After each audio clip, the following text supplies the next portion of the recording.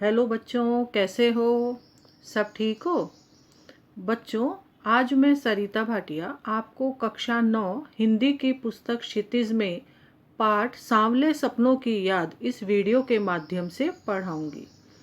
बच्चों, प्रस्तुत पाठ प्रसिद्ध पक्षी विज्ञानी एवं प्रकृति प्रेमी सालिम अली की मृत्यु के बाद जाबिर हुसैन द्वारा डायरी शैली में लिखा गया संस्मरण है। सालिम अली की मृत्यु से उत्पन्न दुख और अवसाद को लेखक ने सांवले सपनों की याद के रूप में व्यक्त किया है। प्रसिद्ध पक्षी प्रेमी सालिम अली को समर्पित यह संस्मरण उनके जीवन और व्यक्तित्व को मर्मस्पर्शी रूप में प्रस्तुत करता है। बच्चों, सालिम अली की शव यात्रा निकल रही है। सालिम अली की इस अंतिम जीवन यात्रा को देखकर लेखक को ऐसा लगता है मानो सुनहरे पक्षियों के पंखों पर सवार कोई मनमोहक सपनों का जुलूस मौत की खामोश वादी की ओर चला जा रहा है। इस भीड़ में आगे आगे चल रहे हैं प्रसिद्ध पक्षी प्रेमी सालिम अली। लेखक कहता है कि यह उनकी जीवन यात्रा का अंतिम सफर है, जहां से लौटकर आना असंभव है तथा उनको वापस लाना भी किसी के वश की बात नहीं है। सालिम अली प्रकृति की गोद में विलीन होने जा रहे थे। लेखक ने सालिम अली की तुलना उस वन पक्षी से की है जो जिंदगी का अंतिम गीत गाने के बाद इस प्रकृति की गोद में विलीन हो रहे हैं। अब कोई अपने जिस्म की हरारत और दिल की धड़कन देकर भी उनको जीवित करना चाहे तो यह असंभव है। सालिम अली इस बात से परेशान थे कि लोग पक्षियों को आदमी की नज़र से देखते हैं और उन्हें मनोरंजन का साधन मात्र समझते हैं। इसी कारण आदमी पक्षियों का मधुर संगीत सुनकर भी अपने मन में रोमांच का अनुभव नहीं कर पाता। आगे लेखक बताते हैं कि न जाने कब कृष्ण ने वृंदावन में रास लीला, माखन लीला, गोप लीला तथा बांसुरी वादन किया था, परंतु आज भी अगर हम वृंदावन जाएं तो यह महसूस करते हैं कि न जाने कहाँ से कृष्ण प्रकट हो जाएंगे और बांसुरी बजाने लगेंगे। अर्थात जिस प्रकार वृंदावन कभी कृष्ण के प्रभाव से रिक्त नहीं हुआ है, उनका प्रभाव सार्वकालिक है, उसी प्रकार सालिम अली का प्रभाव भी हमेशा पक्षी जगत में बना रहेगा। सालिम अली कमजोर काया या शरीर वाले व्यक्ति थे।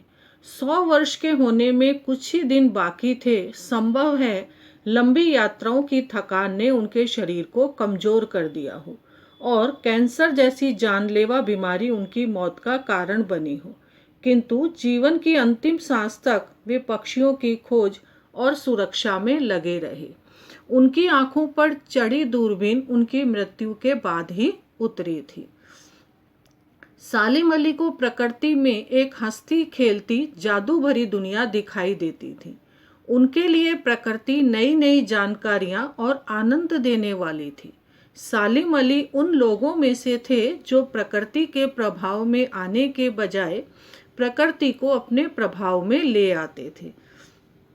इस प्रकृति प्रेम से भरी दुनिया को गढ़ने या बनाने में उनकी जीवन साथी तहमीना ने काफ़ी मदद पहुंचाई थी। सालिम अली केरल की साइलेंट वैली को रेगिस्तानी हवा के झोंकों से बचाने का अनुरोध लेकर प्रधानमंत्री चौधरी चरण सिंह से भी मिले थे। चौधरी चरण सिंह जी गांव की मिट्टी में जन्मे थे, इसलिए वे सालिम अली की पर्यावरण सुरक्षा संबंधी बातों को सुनकर भावुक हो उठे थे। आज चौधरी साहब और सालिम अली दोनों ही व्यक्तित्व नहीं रहे। अब न जाने हिमालय और लद्दाख की बर्फीली जमीनों पर जीने वाले पक्षियों की वकालत कौन करेगा, अर्थात उनकी चिंता कौन करेगा। बच्चों, सालिम अली ने अपनी आत्मकथा लिखी जिसका नाम था फॉल ऑफ ए स्पैरो, अर्थात एक गौरैया का गिरना, जिसमें पक्षियों से संबंधित रोमांचक किस्से हैं। D.H. लॉरेंस, जिनका प्रकृति से गहरा लगाव था और सघन संबंध भी, उनकी मृत्यु के पश्चात उनकी पत्नी फ्रीडा लॉरेंस से अपने पति के बारे में कुछ लिखने का अनुरोध किया तो फ्रीडा लॉरेंस ने कहा कि मेरी छत पर बैठने वाली गौरैया लॉरेंस के बारे में ढेर सारी बातें जानती है। अर्थात फ्रीडा लॉरेंस का आशय अपने पति के पक्षी प्रेम को स्पष्ट करना था। बच्चों, बचपन में एक दिन गलती से सालिम अली की एयर गन से एक नीले कंठ वाली गौरैया घायल हो गई थी। उसकी पीड़ा को देखकर सालिम अली के जीवन की दिशा बदल गई और वे पक्षियों की देखभाल, सुरक्षा और खोजबीन में जुट गए और पक्षी प्रेमी बन गए। बच्चों, सालिम अली पक्षियों की खोज में प्रकृति के विशाल परिवेश में घूमते रहे। उन्हें याद करने पर लगता है कि आज भी वे पक्षियों की खोज में निकले हैं और अभी गले में दूरबीन लटकाए खोजपूर्ण परिणामों के साथ वापस लौट आएंगे। इस तरह विशिष्ट व्यक्तित्व के धनी सालिम अली के निधन पर सहसा विश्वास नहीं हो रहा है तथा उनके वापस आने का एहसास होता है। बच्चों, मुझे उम्मीद है कि यह पाठ आपको समझ में आ गया होगा। जल्दी ही अगले पाठ के वीडियो के साथ मिलते हैं। धन्यवाद।